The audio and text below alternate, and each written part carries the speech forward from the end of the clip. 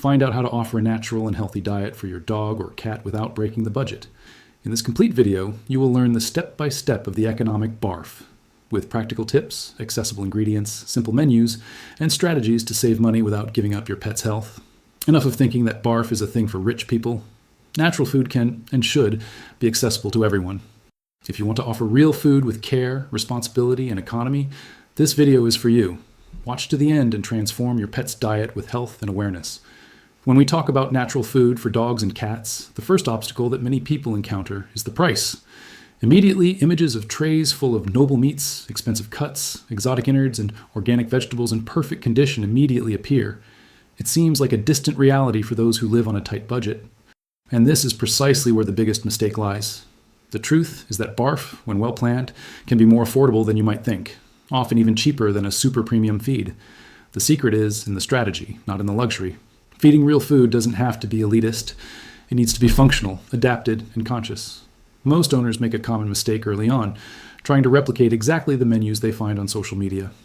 They are beautiful montages, but almost always made to impress, and not to reflect the reality of a sustainable diet in the long term.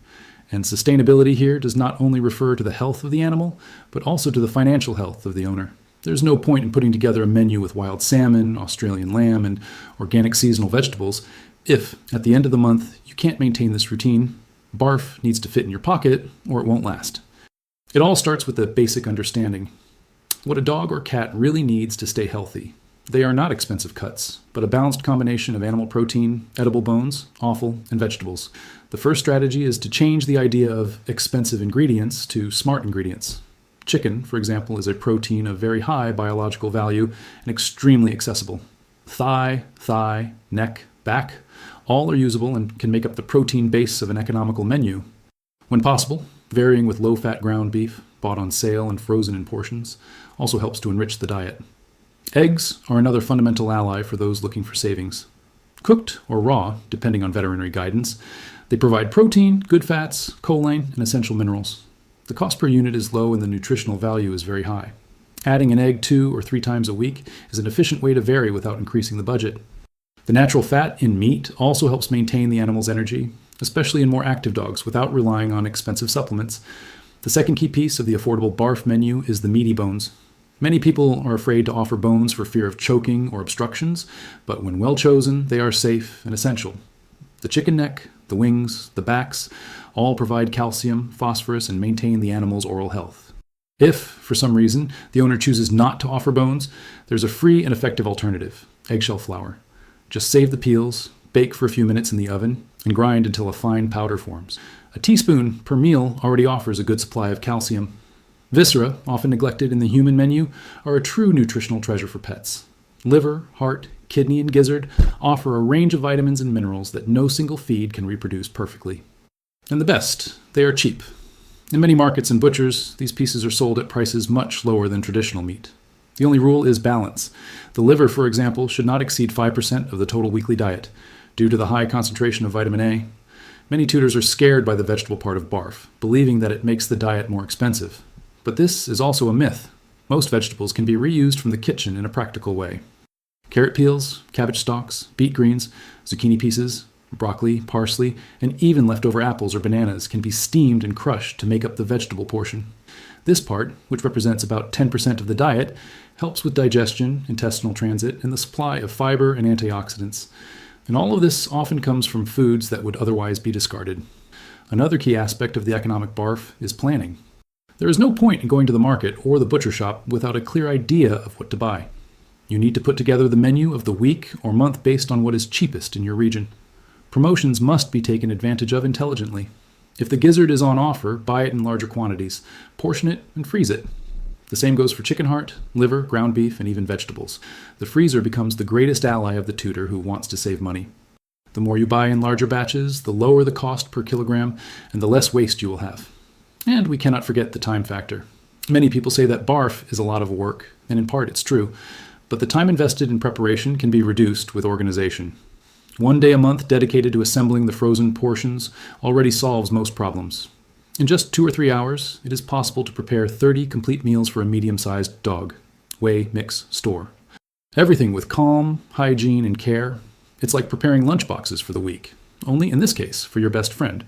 What differentiates a tutor who manages to offer BARF economically from one who gives up halfway is not money. It is knowledge. It is to understand that the most expensive is not always the best.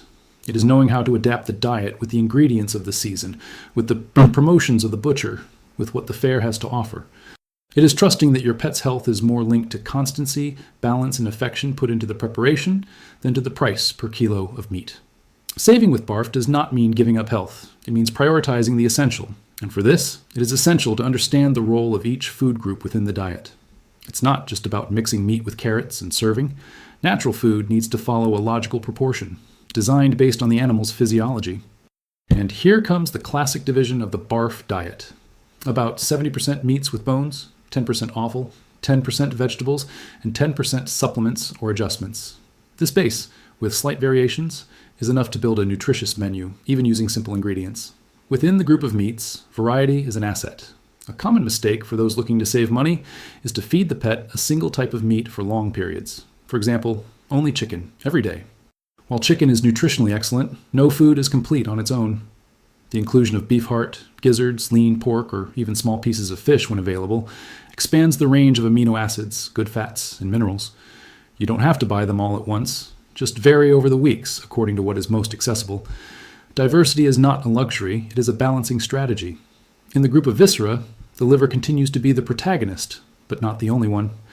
The heart is an incredible source of taurine, which is essential, especially for cats. Gizzards help with digestion and add texture to the diet. The kidney and spleen, although less common, are excellent sources of iron and vitamin B12. And all these items together still cost less than any food with gourmetization marketing. The tip here is to look for municipal markets, street markets, and small butcher shops. Often, cuts that do not go to the main shelves are available for much lower prices for those who order directly from the butcher. What about vegetables? The question that doesn't want to be silenced, but do dogs really need vegetables? The short answer is yes. Not for the calories, but for the regulatory functions. Vegetables offer fiber that improves intestinal transit, antioxidants that fight inflammation, and bioactive compounds that strengthen the immune system. And most of them can come directly from the leftovers of what you already consume at home. Pumpkin peels, broccoli stalks, kale leaves, carrot tips. All of these can be sanitized, lightly steamed, and crushed along with a little olive oil or coconut oil to improve the absorption of fat-soluble nutrients. Another underrated resource is the collection of fruit peels that would normally be discarded. Apple, banana, and papaya peels, for example, are rich in fiber and antioxidants. As long as they are well washed and used in small quantities, they can make up part of the vegetable portion of the diet. This avoids waste and also contributes to the balance of the intestinal flora. It is not a matter of making a garbage soup, but of transforming what would be discarded into functional raw material. When this mindset is incorporated into everyday life, BARF becomes part of the routine rather than a financial burden. Now, let's talk about something essential to keep the natural diet accessible: the organization of the shopping routine. Many tutors lose money because they buy small amounts several times a week in different locations without planning. The ideal is to make a monthly list based on the animal's actual consumption. For example, a 10-kilogram dog consumes, on average, 200 to 250 grams of food per meal twice a day. This is approximately 15 kilos per month. With this information in hand, it is possible to calculate exactly how many kilos of meat, bones, and vegetables to buy for the entire month. This planning not only avoids waste, but also allows you to take advantage of promotions. If in a week the gizzard is cheaper, buy more and freeze it. If pork is on offer, replace some of the usual protein with it. And for this to work well, the freezer needs to be organized. Separating food into portion packages with preparation date and identification of the contents speeds up defrosting and prevents food from getting lost at the bottom of the freezer.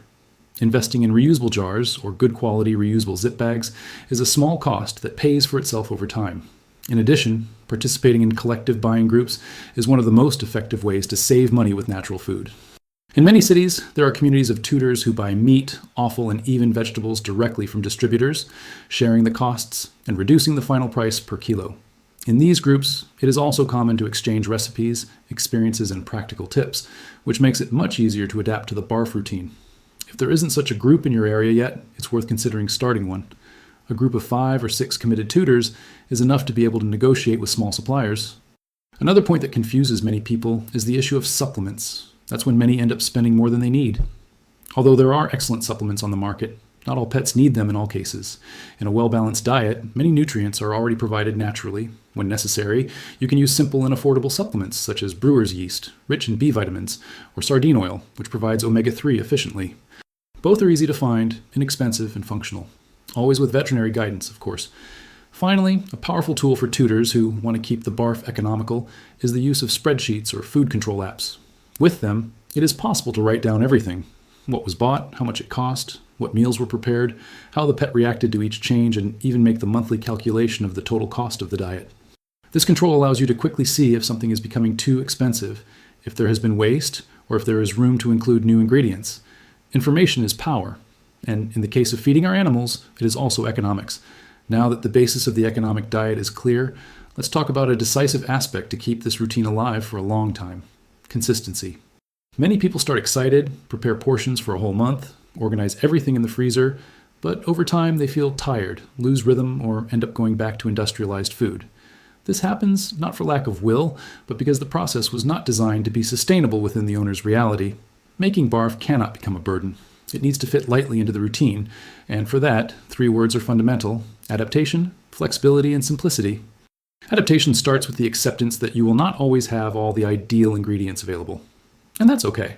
The menu can change according to the season, the week's promotions, or even leftovers from your own food. If today you don't have a liver, but you do have gizzards, use gizzards. If the meat has risen, use more egg. If you haven't found kale stalks, use beet greens. Rigidity is the enemy of continuity. And flexibility, when combined with common sense and basic nutritional knowledge, is what transforms natural food into something lasting and economically viable. Simplicity, in turn, means not complicating what is simple. Many tutors get lost in details, such as, should I give broccoli or kale? What is the best offal of the week? Do I have to weigh everything exactly every day? The answer is, do the best you can with what you have. The important thing is to keep the ratio approximate and vary the ingredients over the weeks. The animal's body is resilient. He doesn't need perfection in every meal. It needs balance over time. And this is built with simplicity and constancy. Another point that deserves attention is the introduction of the BARF diet for those who are migrating from feed. This process can be done gradually, which also helps in the economy. You can start by replacing 1 meal a day with natural food, while keeping the food in the other. This gives time for the animal's body to adapt, and for you to adjust your preparation logistics. Gradually, as you gain practice, you can move to 2/3 BARF and 1/3 feed until you reach 100% natural food, if that's your goal. This transition also allows you to test ingredients, see what the animal accepts best, what causes firmer stools, what brings more energy and shine to the fur. This observation phase is crucial for customizing the menu cost-effectively. Often, cheaper ingredients work better for that specific animal than more expensive ones, and finding this out avoids unnecessary expenses in the future. In addition, the tutor learns to notice subtle signs of imbalance, such as very soft stools, excessive itching, hair loss, and can adjust the menu without having to immediately resort to expensive tests or complex supplements. The health of the animal is the most reliable thermometer. A well-fed pet with a natural diet tends to have less voluminous feces, reduced odor, shinier fur, stable energy, and above all, greater vitality over the years. And this is perceived even with a simple diet. It's not the wild salmon that makes a difference. It is the regularity of fresh meats, balanced offal, and nutritious vegetables. And this is the true pillar of the economy: investing in the essential and eliminating the superfluous. Another ally of the economy is knowledge about seasonality. Knowing which vegetables are in season helps you buy cheaper.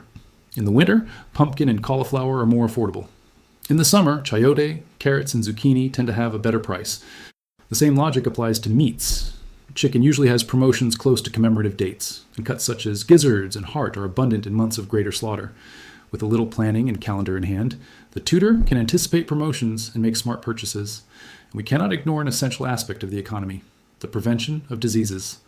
Feeding BARF significantly reduces the incidence of inflammatory diseases, gastrointestinal problems, obesity, food allergies, and even kidney and liver disease, which are common in animals that have been consuming ultra-processed feed for years. By avoiding these problems, you save on veterinary consultations, medications, exams, and hospitalizations.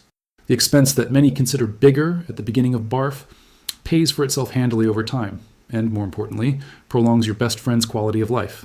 The last key to economic BARF is something that is not always found in traditional videos: dialogue with integrative veterinarians or animal nutritionists who understand the financial reality of owners.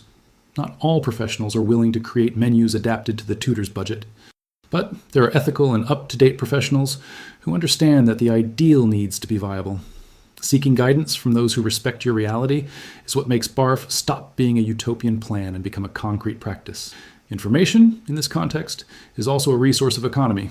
The more you understand about the food groups, the functions of each ingredient, the health signs, and the possible adjustments, the less you depend on ready-made, expensive, and industrialized solutions. And you have more security to assemble balanced meals using what you have at your disposal. Learning about natural food is an investment of time that reduces expenses, increases autonomy, and strengthens the bond with your pet. Because preparing food with your own hands is also a way of saying, I care. Now, when we look at the current scenario of pet food, we realize that marketing still dictates a lot. Terms such as grain-free, natural balance, super premium, and low allergenic appear on packaging with large letters and flashy colors, but they do not always mean real quality. In many cases, these are just sales strategies to justify a higher price for something that continues to be ultra-processed. Meanwhile, a tray of fresh chicken, a handful of liver, some crushed vegetables, and a spoonful of olive oil offer your pet more health than any flashy package. The industry profits from the idea that feeding feed is more convenient, cleaner, and more reliable. But behind this practicality, there is a nutritional standardization that disregards the individual. The active dog that runs every day receives the same composition as the sedentary elderly. The allergic cat eats the same grains that cause inflammation. And the tutor often spends small fortunes over the years without realizing that he could do better, with less. And here comes the key turn. Understanding that the economic BARF is not an alternative plan. It's a main plan for those who want real quality. When you start to see natural food as something viable, accessible, and simple, you realize that the biggest investment is not financial, but awareness. You start to observe more, study more, smell the food you prepare, notice your pet's reactions with each new ingredient. This connection changes everything. It transforms the act of feeding into real care. Many people ask, but what if I make a mistake? What if my dog doesn't like it? What if there is a lack of nutrients? The answer is simple. You learn. You adjust. And over time, making mistakes becomes the exception. Most mistakes come from fear, not lack of ability. The tutor who seeks information, who consults reliable sources, who observes the animal itself, is already ahead of the majority. And more than that, he's already doing something that the industry does not want, taking control of his own partner's health. And the economy, in this context, multiplies. Because you stop relying on expensive specialty foods for allergies. Because you reduce emergency trips to the vet. Because your pet lives longer, with more energy and fewer diseases. Because you create an exchange network with other tutors.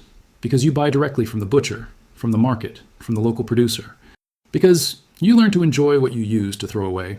Because food becomes part of the natural cycle of your home, and not a closed bag coming from the shelf. In the long run, the economics of BARF are in the details. It's in that gizzard bought on offer and frozen, in homemade eggshell flour, in the cabbage that was left over from his salad and became part of the dog's plate, in the chicken heart that the butcher gave you as a gift, in the WhatsApp group in which 5 tutors share 20 kilos of meat and pay half the price. It is in the freedom of not depending on a brand, a fixed price, a single formula. And all this only works because the tutor decides to get out of the automatic, because he chooses to learn. And those who learn never go back, because they see with their own eyes the effects of natural food on behavior, mood, fur, breath, feces, mood. Because it realizes that there is a biological intelligence in giving the body what it was made to receive, and because he understands that health starts with the mouth, both for humans and animals. You don't need an industrial kitchen or noble ingredients or a freezer the size of a cabinet. It just needs organization, will, and a little time once a week. You need clarity about proportions and attention to your pet's responses. And you need to remember that real savings are not paying cheap today, it is avoiding losses tomorrow. When an animal lives longer, healthier, you save more than you imagine, and still gain time, affection, and presence with those you love. In the end, the question was never, how much does it cost to feed my pet with BARF? The right question is, how much does it cost not to do this? How much does it cost not to offer real food, not to avoid predictable diseases, not to create deeper bonds with the animal that trusts you for everything? The answer, for many tutors, came too late. But for you, there is still time to change, to transform your dog or cat's eating routine with simple, conscious, and accessible choices, and prove every day that it is possible. Feed naturally without spending too much. Did you like the content? So enjoy the video, share it with other tutors, and subscribe to the channel for more practical tips on natural food, transition to BARF, and pet health with economy and affection. Leave it in the comments. What is the most affordable ingredient you use in your pet's BARF? Let's exchange experiences.